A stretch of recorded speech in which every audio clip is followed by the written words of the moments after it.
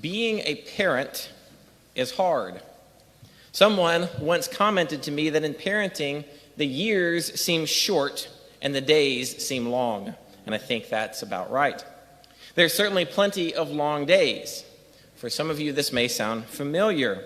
My kids tend to wake up around 6, so if my wife and I want to get anything done before they get up, we get up at 5. We help kids with getting ready for school, we head off to work, and then fill our day with work.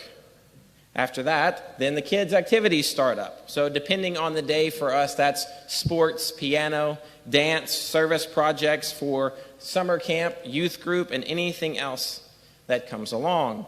Then, of course, there's homework and dinner and dishes and bedtime. And then that little bit of time as we get ourselves ready for the 5 a.m. alarm clock the next day. It's easy to ask yourself, is all of this busyness worth it? Is it worth it is a question that we can ask often. Is this new job offer worth it? Is getting up early to go to the gym worth it? Is that extra piece of pie after dinner worth it? Is one more episode on Netflix worth it? At the end of a career, you can look back and think, were all of those extra hours at the office worth it? We can sit at the funeral of a loved one and wonder, were those 3 years we lost because of that thing we argued about worth it? The question of worth is an important one in our faith.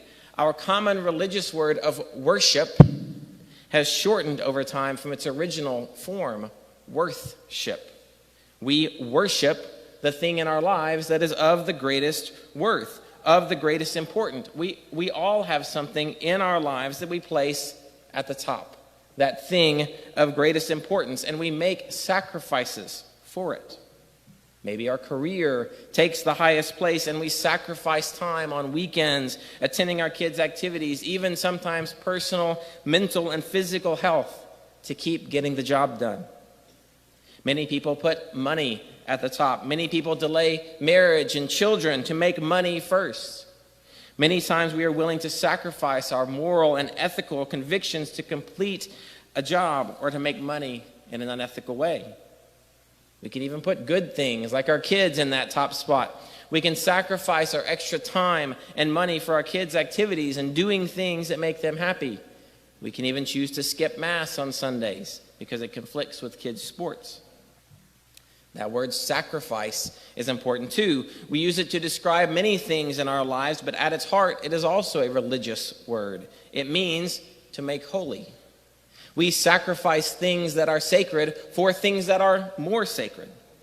It's what Jesus did with his sacred life on the more sacred cross. It's what we do on this altar. It's what the Mayans did on the tops of their pyramids. Sacrifice is what we do for the thing that we place at the top of our priorities list. That's why the Mayans built a pyramid. That's why the altar is up the steps to show us it's at the top. When an atheist claims, I don't believe in God, it's probably not true. An atheist may not believe in my God, but he replaces that God with something else that he holds in greatest importance.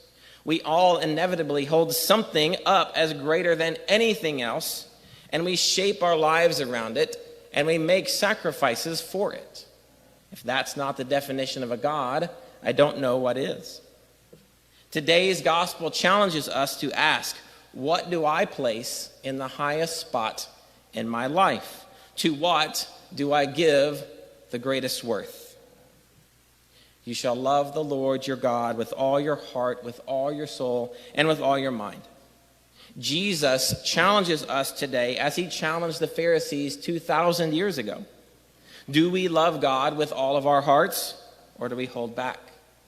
Do we sacrifice other things in our lives so that we can be with God through personal prayer, through getting to confession, to coming to Mass on a regular basis? Or is it the other way around? Do we sacrifice time that could be best spent with the Lord on the altar of lesser things? Do we really consider God to be the thing of greatest worth in our lives? This is a straightforward challenge, and it is up to us to respond. I hope we are all thinking, yes, of course I do. But We cannot just respond with words and thoughts in this moment like the son who said he would go work in the fields, but through a constant dedication of our lives like the son who actually went. And then our gospel takes a bit of a shift. To love our neighbor as ourselves is slightly different because we are not called to put our neighbors in the highest place of worth. Rather, having placed God at the pinnacle of our lives, everything else in our lives is transformed. Because we love God above all things, our time matters less, and we can give our time to our families. Because we love God above all things, our money matters less, and we can give our money to our poor neighbors, as the first reading calls them. We undoubtedly have poor neighbors. Today is a day we've been asked to return the food bags for CEO into the Great Hall to help our poor neighbors. At the collection spot there's even an article from the recent Democrat Gazette talking about the rising food needs in our lives. CEO also needs monetary donations to keep things going. And they are certainly not the only place in our community where the poor can be helped. We help poor people from our own church office, from that poor box that's on the wall right there. We have 54 students in our school who suffer from food insecurity, and so we always are seeking lunch sponsors to help provide their school lunches in our cafeteria. The second collection today is for the Diocese of Nellore, India. It's the home diocese of Father Manik, as well as former associate pastors Father Chandra, Father J. Raj, Father Alphonse, and Father Ravi. The Diocese of Nellore maintains 3 leprosy colonies: 1 home for physically disadvantaged children, 1 home for deaf and mute persons, 1 home for mentally disabled persons, and 10 boarding homes, orphanages for children. And yet they send their priests to us to serve us. Does our love of God compel us to love these people more than our money? When we place God at the top of our lives, our poor neighbors are worth more, and our money is worth less. Do we love our neighbors as ourselves? When we properly place God as our thing of greatest worth and give him proper worthship, both at this altar and in our daily lives, all the other things fall into place.